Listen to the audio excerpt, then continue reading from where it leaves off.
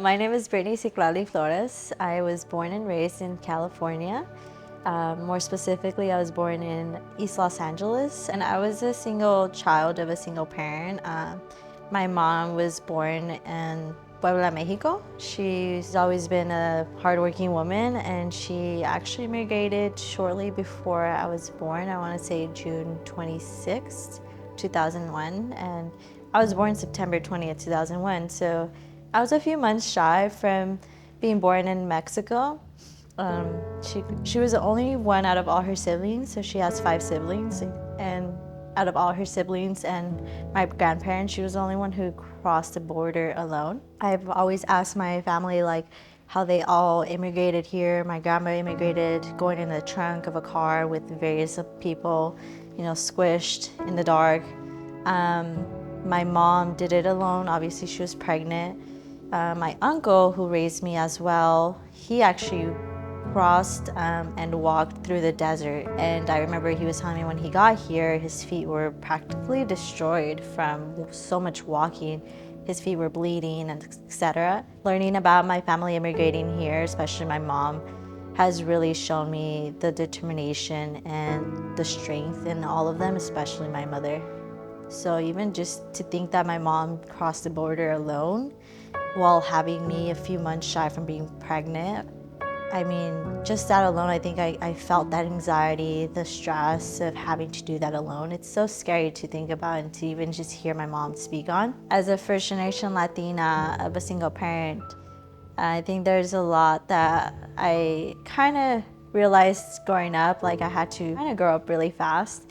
And I think that like at the end of the day, like I'm still thankful for all the experiences I got. I think as a kid, you think that, your parents have it figured out. And I'll be honest, I was frustrated at my family because I was like, how could they not raise me a little better or knew why I was going through my anxieties? And, they did what they could with the tools they had. So at the end of the day, I can only be grateful and thankful for everything because, I learned something from everything. We struggled as a family. Yeah, I'm a first generation, but I feel like I also struggled as an immigrant because I carried that weight from all my family, having to translate documents for them, translate my grades. They weren't able to help me anytime. I don't remember a specific time ever that they were able to help me with my homework because they didn't understand English. And when I started preschool, I didn't know any English. I went there fully in Spanish. And I remember in kindergarten, I had a best friend who actually had to translate everything to me because my teacher couldn't talk to me.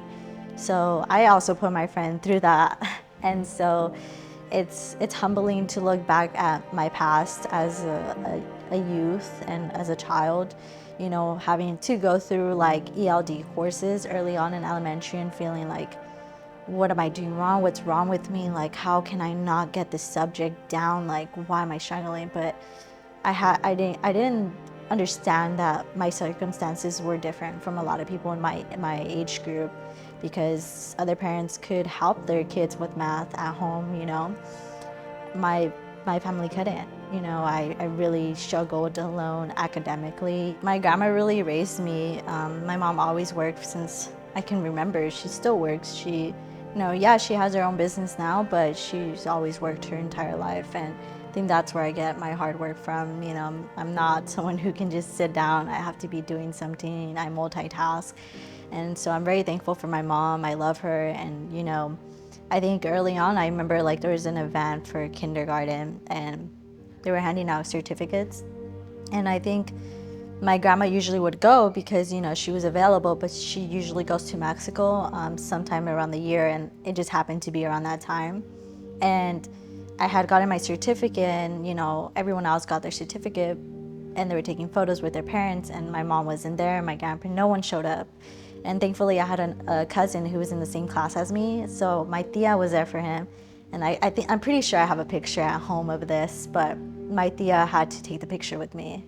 And it's a long distance sort of tia, so I didn't really know her much, but it was just in those moments, I still remember it. I'm 21 and that happened kindergarten, so I didn't have her at my basketball games. I did sports and There's times when we had weekend sport, like weekend games and stuff. Yeah, she was there, but most of the time she wasn't able to attend. So it was kind of frustrating, but I understood, and she remembered to like remind me of like, I'm working, so I had to take what I could and, be thankful for everything. When you have a parent who's an immigrant, you don't get to experience everything as, a citizen, because you also have to take the weight of your parents. I couldn't travel with my family.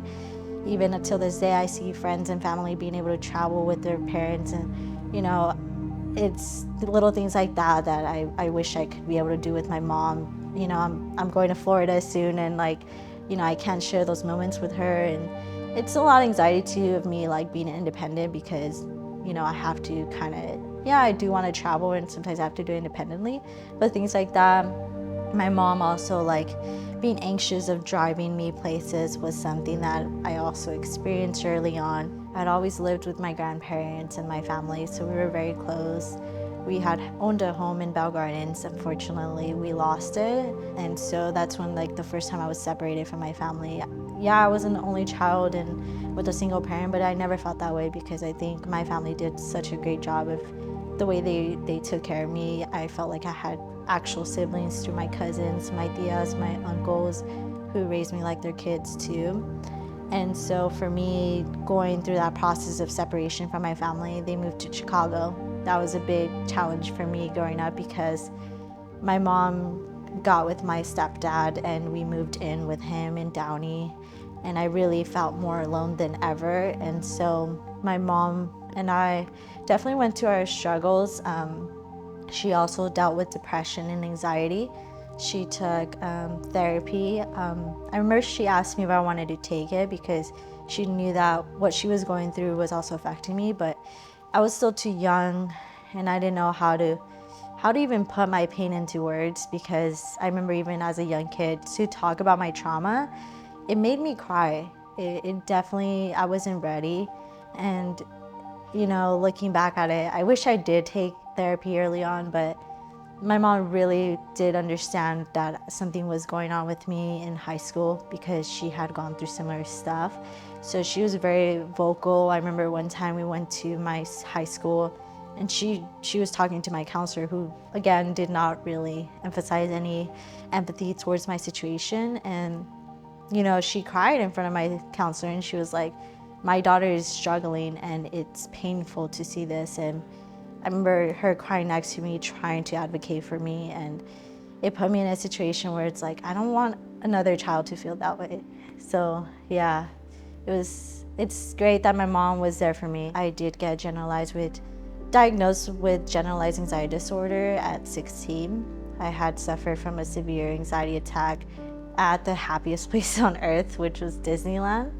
I was with my family, and I just remember kind of collapsing in an anxiety attack. And at the moment, I didn't know what was happening to me. I thought maybe I had food poisoning, because I did feel physically ill.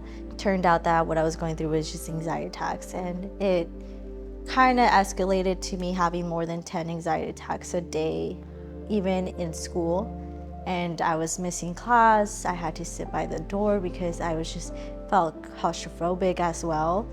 And I almost went to court because I wasn't attending class. And being a first generation Latina, especially in a Mexican household, mental health is very stigmatized. It's not discussed. And unfortunately, families don't even become educated. It's more of like, you just need to eat, you need to just be outside, and things like that. And so for me, going through that process was so difficult, because I didn't know what was happening to me. And on top of that, for my family to see me suffer from more than 10 anxiety attacks a day, it was like, for them, it was like, what's wrong with me? Like, I need to snap out of it. Before I was even diagnosed, having to go to the hospital all the time, because I was experiencing so many anxiety attacks, I wasn't eating. I lost over 20 pounds. I had no appetite to eat. I couldn't go to a Starbucks and just wait for an order. I had too much anxiety just being outside of my house. And so when my mom realized that, we slowly started looking into options of therapy, but on campus, we didn't have therapists. You have a school psychologist, but that's a different realm of mental health, and so having to deal with the lack of resources in school, I had to go to my health insurance, and through there I got some services, and it was a bit hard. It took over 3 months, I want to say, to even get any services. So a lot of the time I was just trying to figure out how can I make myself feel better on my own with no type of education background in mental health. It definitely took a while for me to really feel more comfortable with myself, and obviously having been diagnosed with generalized anxiety disorder, you're learning that you do have something, probably not as other people my age. Everyone in my age was enjoying, their hobbies and sports and stuff. And for me, it was like I was too scared to do any of that. And, I felt like I wasn't even gonna finish high school. I wanted to be homeschooled. I didn't even think I was gonna go to college anymore, because how can I get through getting in the line of Starbucks to a class in college? Like, for me, it was just too overwhelming to think about. But it took a lot of hard work and discipline to put myself through courses, through the, educating myself on these topics, because I knew I didn't want to feel that way anymore, and I had to do something. At 16, after I took my first course through ELAC in psychology, intro, that's when I knew what my career was going to be. At 16, I was set. I had a mindset of, I'm going to pursue psychology. Did I know specifically what in psychology I was going to do? No, but I knew I wanted to do something in mental health. And given my experience, I think that it really shaped me even more. It made a stronger case, more passion for me to pursue it. And so I continued to take college classes, AP classes, and then, by the time I went to college, I went into Cal State LA for psychology. I had almost a year completed because I was pretty much ahead. And so, I took a lot of courses, and I actually did a certificate program, child maltreatment and family violence, where I learned also the abuse and, the trauma that children go through and that affects their mental health. And so I was able to complete my bachelor's degree in psychology in 3 years at Cal State LA with the certificate program. And shortly after, I did take a year off from school. I knew I was going to go back, and I can say now that I will be attending Pepperdine in the fall to pursue my master's in psychology, and hopefully also do my doctorate program there. I think my goals right now is to be a child clinical forensic psychologist, and really just focus along children. I think that because of my past, I've kind of tried to advocate for children. Unfortunately, we don't have the strongest voice out there in society. And so, even just youth, young adult, and I think that if I can help in any way through mental health, I should. And, something that I've learned over the years, that I think that the experience of being diagnosed with generalized anxiety disorder was very critical in my life. I genuinely felt like I was dying at some point because I couldn't get myself out of bed. And so I think something that I've learned is this quote that I heard. It was, the thing you struggle the most with is what you'll help others with. And at first I was so angry at life that why did I have to go through that at such a young age? I just want to enjoy my youth. But it set me to be the person I am now. And if I look back at it, I wouldn't regret what I went through. It was painful, but there's so much that came out of it. I believe in anything. I think there is a lot of stigma in the Latino community, especially in mental health. Even just looking at the machismo situation as well, there's different areas of mental health that are stigmatized. And I think we're headed in the right direction, but there's a lot of work to be done. It's a big community, especially in Los Angeles County. There's so much diversity. There's different people from different parts of Mexico, and, different cultures, different little things that play into role, economic system, finances and all that stuff, and education. But I think that there's still a lot of work to be done for sure, but we are headed in the right direction. And the only advice I could really give to my community as a Latina is that we have to become educated ourselves to be able to make any impact or want to see change, because it's so hard to just kind of leave it to the politics. Yes, politics do play in the role of, the bills and grants and where money goes, but we also have to be looking for those resources and looking for those community events that host that information. And as a youth, being in the Latino UsCC under the mental health department, it showed me also like the possibilities. There are Latinos that advocate for us and Latinas, but there could be more. And being one of the only youth in those organizations, it's very humbling but and inspiring to continue to do the work, because there's not a lot of bilingual individuals my age in that community. And even with the field that I'm going into, there's not a lot of bilingual individuals in psychology as well that speak Spanish. So I'm just grateful to be able to do some change in some way possible, but it all starts within ourselves. The best advice I can give individuals who are struggling is take a moment. I think sometimes we don't take that moment for ourselves and really understand ourselves. And I won't say go to therapy, because sometimes therapy doesn't always work for individuals. There's other forms of therapy aside from just talking to an actual professional. There's art therapy, there's different forms of therapy.